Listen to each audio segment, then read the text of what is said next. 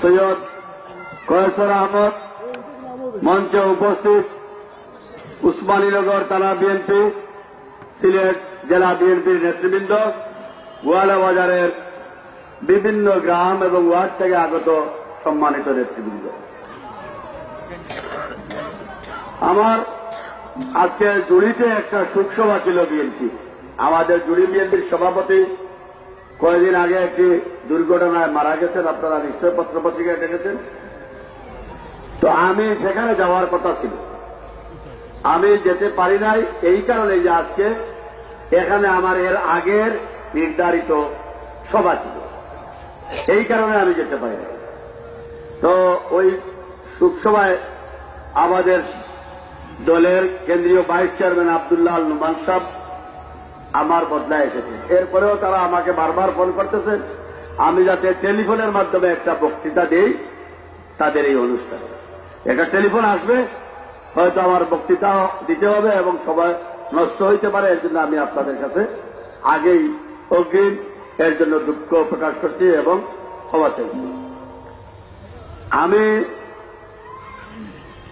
কি বলবো, আমার মুডটা চেঞ্জ হয়ে আসছে। এখানে আমার কর্মী সভা, আমার এখানকার কর্মী কারা আছে, কি অবস্থায় আছে, দলের কি অবস্থা, দলকে আমি এখানে আমার কিভাবে পুনরায় সংগঠিত করতে পারি, এর জন্যই আজকের এই সভা। না, আমি আসার আগে, মিটিং এর আগে এখানে দেখলাম যে অনেক পুলিশ এইসা বসে আছে। এরপরে আমরা গেলাম আমাদের দলের একজনের বাড়িতে, এখানে খাইছে, সুয়ের বাড়িতে। এখানে খাওয়ার আগেই শুনলাম কিছে যে পুলিশ আমাদের যে সমস্ত লোকজন সবাই আসতেছে তাদেরকে নাকি বাধা দিচ্ছে। এই কারণে আমার মুডটা চেঞ্জ হয়ে গেছে, অর্থাৎ মন খারাপ হয়ে গেছে।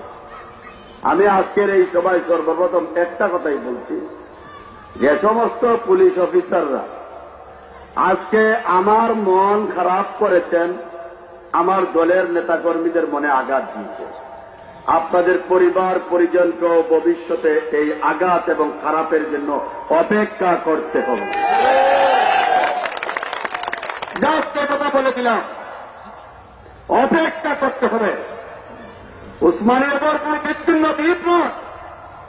এখানে আমাকে বক্তৃতা বলেছেন যে আপনি জাতীয় নেতা, আপনি এই সমস্ত লোকের সম্পর্কে বললে মানুষ বলে উনি কেন বলে।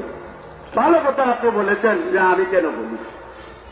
বিশ্বনাথের মানুষ তাদের গরুকে তারা পিটিয়ে তাড়িয়ে দিল, আর আপনারা বালাগঞ্জ উসমানীনগরের ভোটাররা বিশ্বনাথের তাড়িয়ে দেওয়া গরুকে আপনারা গোয়ালায় বান্ধে সুন্দর করে আদর যত্ন করলেন, আর আমি বললে আমার সম্মান জায়গা। বিশ্বনাথের গরু বিশ্বনাথটা গ্রহণ করল না, আর আপনারা গ্রহণ করলেন, আর আমার বলতে আপনাদের ইজ্জত জায়গা। আর এই গরুর নির্দেশে, বলদারের নির্দেশে আজকে পুলিশের অফিসাররা বিএনপিকে এখানে পিটায়। আমি আগেই বলছি কি করব। একটা কথা, এখানকার ওসিরা এবং দারোগারা, আমি কিন্তু পরিবর্তনের পর এখানে আওয়ামী লীগকে খুঁজব না। আওয়ামী লীগের সভাপতিকে, সেক্রেটারিকে, আর কোন আওয়ামী লীগ এখানে কত বড় গুন্ডামি করবো আমি এটা খুঁজব না। কিন্তু আমি কিন্তু খুঁজব যে সমস্ত পুলিশ এখানে আওয়ামী লীগ বলে গুন্ডামি করতেছেন তাদেরকে আমি কিন্তু খুঁজব। আর একটা কথা মনে রাখবে, আমার হাতের সীমানা কিন্তু উসমানীনগর, বালাগঞ্জ আর বিশ্বনাথ পর্যন্ত সীমাবদ্ধ না। আল্লাহর মেহেরবানিতে এই হাতের বিস্তৃতি বাংলাদেশের 55,000 বর্গ মাইল পর্যন্ত। এখানকার ওসির বাড়িও আমি একটু আগে জিজ্ঞাসা করেছি কোথায়। আমার বাড়ির দ্বারে আপনার বাড়ি, আর আপনি এখানে আমার বুকের উপরে এসে এত বাহাদুরি। জানেন না ইলেকশন কেমনে হয়েছিল? এই ইলেকশনের পরে জরিল লন্ডনে গিয়ে বলে নাই যে সেনাবাহিনী আর মঈনুল আহমদের সহযোগিতা অধিক সংখ্যাগরিষ্ঠতা অর্জন করে ডিজিএফআই দেওয়া পুটে আজকে ক্ষমতায় বেঙ্গলার বয়স্ক দলিল অপেল করে দিয়েছিল। আজকে আরো প্রমাণ হয়ে গিয়েছে আমেরিকার পররাষ্ট্রমন্ত্রী হিলারি ক্লিন্টন ডক্টর ইউনুসকে নিয়ে যখন শেখ হাসিনা বেশি বাড়াবাড়ি শুরু করেছে, তখন হিলারি ক্লিন্টন শেখ হাসিনাকে ফোন করে বলেছে, তোমাকে প্রধানমন্ত্রী আমরা কিভাবে বানিয়েছি, পূর্ব নির্ধারিত একটি সরকার আমরা ঘোষণা করে, আমরা নির্ধারিত করে এবং ভোট এবং ব্যালট সবকিছু অ্যারেঞ্জ করে তোমাকে প্রধানমন্ত্রী বানিয়েছি। তুমি আমাদের লোক ইউনুসের সাথে এত বাড়াবাড়ি করিও না। আর আপনারা ওসি দারোগারা জানেন না হাসিনা কেমনে ক্ষমতায় আছে? আমি আজকে বলে দিলাম 2 বছর গেছে, আজকে 25 মাস, 11 মাসের মাথায় শেখ হাসিনাকে চিৎপাটাং করে বাংলাদেশে মধ্যবর্তী নির্বাচন করে। আর আরবিয়া যেটা বলেছে সেটা কিন্তু মনে রাখবেন, চাকরি কিন্তু করতে হবে। বয়স আপনার কত, আপনাদের কত, সেটাও আমি কিছু খবর নিয়েছি। সুতরাং এখন থেকে সোজা হয়ে যাবে। গত 27 তারিখে হবিগঞ্জ উপনির্বাচনে আমি ছিলাম বেগম খালেদা জিয়ার প্রতিনিধি হিসাবে, বিএনপির প্রতিনিধি হিসাবে সেখানে বিএনপিকে রিপ্রেজেন্ট করেছে। আপনাদের আব্বাস, রঞ্জিত শেখ, তুফায়েল, নাসির, রাসুল্লাহ, হানিফরাও এসেছিল। বিজয় কিন্তু বিএনপির হাতে এসেছে, বিজয় কিন্তু খালেদা জিয়ার হাতে এসেছে। সেই বিজয় নিশ্চিত আমার মাধ্যমে হয়েছিল। আর এখানে চুনোপুটি দারোগা রসিদের কন্ট্রোলায় আমি আমার নির্বাচনী এলাকায় হাঁটতে পারবো না। যদি কেউ মনে করেন যুদ্ধ করবে আমার সাথে, বিএনপির সাথে, তাহলে ঘোষণা দে উসমানীনগরের ওসি কোথায় কোথায় সিলেট থেকে পুলিশ নিয়ে আসেন, কোথায় কোথায় বালাগঞ্জ বিশ্বনাথের পুলিশ এক জায়গায় করে এখানে দাঙ্গাবাজি করেন, বিএনপিকে পিটান। তো উসমানীনগরের বিএনপির জন্য বিশ্বনাথের বিএনপি নাই, বালাগঞ্জের বিএনপি এখানে আসতে পারে না। সিলেট থেকে যদি তোমার পুলিশ, রিজার্ভ পুলিশ এখানে আসতে পারে, সিলেট থেকে রিজার্ভ বিএনপির কর্মীরা উসমানীনগরে আসতে পারে না? যুদ্ধ করবে, কোথায় তোমরা পুলিশরা করবা বিএনপির সাথে, সেটা আমাদেরকে বলে দেও। আমরা তো বিএনপি আলারা পুলিশের সাথে যুদ্ধ করতেছি না, আমরা তো ফ্যাসিস্ট, দেবতা, ভারতীয় সেবতা এবং বাংলাদেশের মানুষের শত্রু। এই সরকারের বিরুদ্ধে আমরা আন্দোলন করছি, সংগ্রাম করছি। পুলিশের এখানে, পুলিশ তো আওয়ামী লীগের কর্মী না, পুলিশ তো বিএনপির কর্মী না, পুলিশ তো প্রজাতন্ত্রের কর্মকর্তা, কর্মচারী। পুলিশ তো আইন শৃঙ্খলা রক্ষার দায়িত্ব। উসমানীনগরে ডাকাতি হয়, ছিনতাই হয়, রাহাজানি হয়, মানুষ খুন হয়, পুলিশ খুঁজে পাওয়া যায় না। পুলিশ আইন শৃঙ্খলা রক্ষা করতে পারে না। আর বিএনপি কোথায় মিটিং করে, বিএনপি কোথায় সভা ডাকত, তার জন্য পুলিশ বেপরোয়া হয়ে যাও। বেপরোয়া পুলিশের জন্য বেপরোয়া জবাব অপেক্ষা করছে ইনশাআল্লাহ। আমি সেটা বলে দিলাম। আমি কিন্তু আমার কর্মীদের পক্ষ থেকেও নির্দেশ দিয়ে গেলাম, আমার সহকর্মী নেতা যারা আছেন তাদেরকেও নির্দেশ দিয়ে গেলাম, যে সকল পুলিশ অফিসাররা এখানে বেশি বাড়াবাড়ি করে, শুধু তাদের নাম না, তাদের স্থায়ী ঠিকানাটা আপনারা কারেকশন করে রাখবেন। ওই যে বললাম সময় মতো পরিবার পরিকল্পনা খেসারত দিতে হবে, তার স্থায়ী ঠিকানাটা দয়া করে রাখবেন। পারবেন না রাখতে? না দোরা 2 হাত তুলে দেখেন পারবেন কিনা? এদের স্থায়ী ঠিকানা রাখবেন। বলদ তো লেজ গুটিয়ে পালাবে ইনশাল্লাহ। বলদ বিশ্বনাথ থেকে পালিয়েছে, বলদ বাংলাদেশ থেকেও পালাবে। হ্যাঁ, আর বলদের চৌকিদারদেরকে ইনশাল্লাহ সময় মতো জবাব দেব। আমি এই কথাগুলো বলার জন্য এখানে আসি না। এরপরও পুলিশ বাধ্য করলো আমাকে বলতে।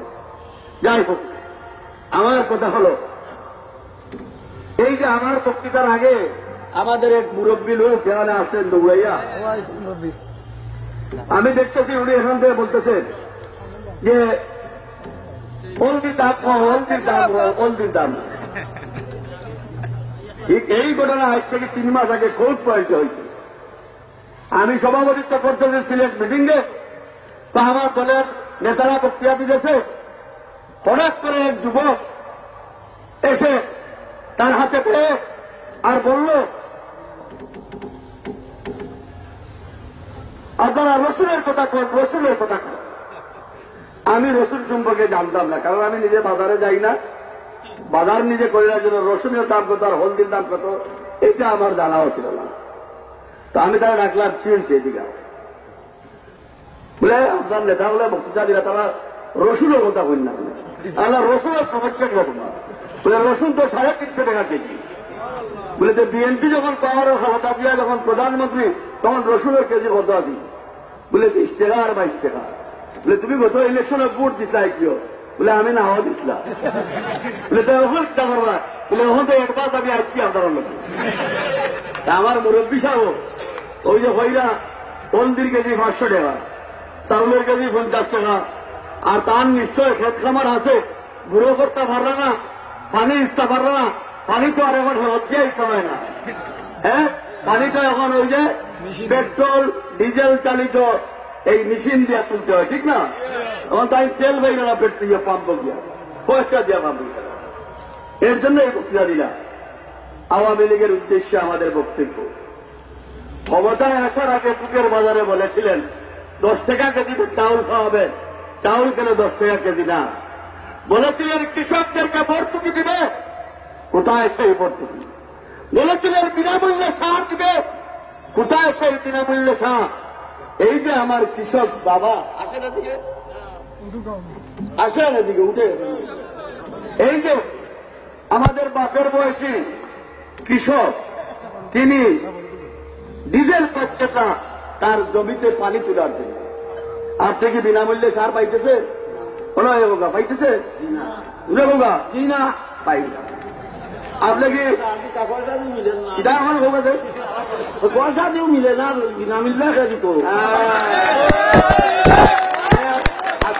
ইলেকশনের সময় কইছি বিনামূল্যে সার দিব, আর এখন যে দিল না, আর কইছি যে 10 টাকা ছেড়ে চাউল খাওয়াইব, এখন যে 10 টাকা মিলেন না।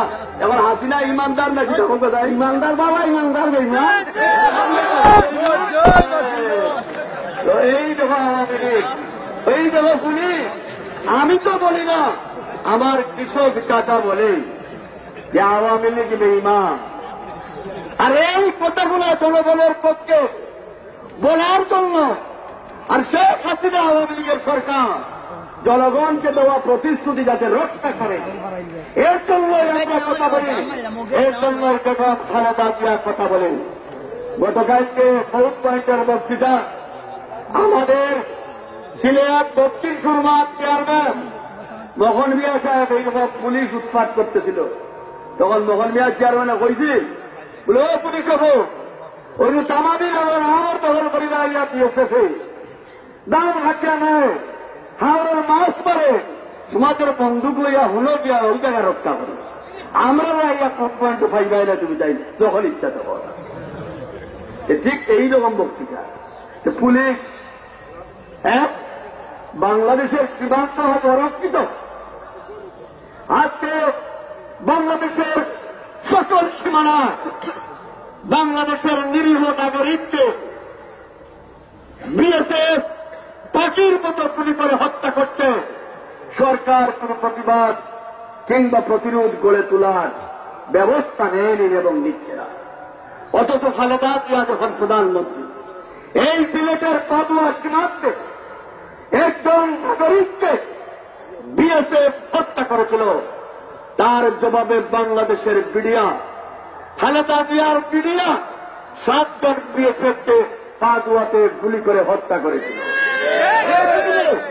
বাংলাদেশের উত্তরাঞ্চলের সীমান্তে আরো 17 জন বিএসএফ কে পিডিআর গুলি করে হত্যা করে দিল। আজকে সেই বিএসএফ আমার দেশের নাগরিককে গুলি করে হত্যা করে, আর আমার দেশের পিডিআর বর্ডার গার্ড আজকে শ্রীগালের মতো বিড়ালের মতো মাথা নিচু করে থাকে। তার কারণ হল বাংলাদেশের বর্তমান সরকার এই দেশপ্রেমিক সরকার না, জনগণের সরকার না, স্বাধীনতা সার্বভৌমত্বের সরকার না। এর জ্বলন্ত প্রমাণ বাংলাদেশের উত্তরাঞ্চলের কুড়িগ্রাম সীমান্তে ফেলানি নামক যুবতীকে বিএসএফ গুলি করে হত্যা করল। হত্যার পর ফেলানির লাশ বিএসএফ কাঁটাতারের মধ্যে লটকিয়ে রেখেছিল। আজকে বাংলাদেশের বিবেকবান মানুষ বলছে এটা ফেলানির লাশ না, এটা ফেলানির ঝুলন্ত লাশ না, এটা বাংলাদেশের ঝুলন্ত লাশ। আমেরিকার একজন বিবেকবান নাগরিক, একজন শিক্ষিত বয়স্ক পিতা বলেছে, আমার একটি যুবতী মেয়ে রয়েছে, আমি বাংলাদেশের এই যুবতীর লাশ যখন ভারতীয় কাঁটাতারের বেড়ায় লটকানো দেখলাম তখন আমার বুক হাহাকার করল। আমার মেয়ের অবস্থা যদি এই হয়, কি একজন পিতার আর্তনাদ, আজকে ফেলানির বাবার আর্তনাদ, আজকে আমরা যারা বাংলাদেশে রাজনীতি করি বিবেকবান মানুষ, আমরা যারা সরকারি কর্মকর্তা, আমরা যারা জনপ্রতিনিধি, আমাদের বিবেকে খেয়াল লাগে আজকে যদি আমার কোনের লাশ এইভাবে কাঁটাতারের মধ্যে লটকানো থাকতো, বিএসএফ এর গুলিতে মৃত্যু হয়ে এইভাবে যদি আমার বড় লাশ ঝুলানো থাকতো, আমার কি অবস্থা হতো। কিন্তু শেখ হাসিনা তার সরকারের বিবেকে আঘাত করে না। কেন করে না? ভারতকে দাস ভোট দিয়ে এসেছে শেখ হাসিনা। তার পিতা শেখ মুজিব 1973 সালে বাংলাদেশকে ভারতে 25 বছরের গোলামীর চুক্তিকে বন্দী করে এসেছিল। তারা গঙ্গা দরের সৃষ্টি করেছিল, বাংলাদেশের পানির ন্যায্য হিস্সা বন্ধ করে দিয়েছিল। আজ অবধি আমাদের পানির ন্যায্য হিস্সা আমরা পাই না। শেখ হাসিনা 1 বছর আগে ভারত গিয়েছিল, তিস্তার পানির ন্যায্য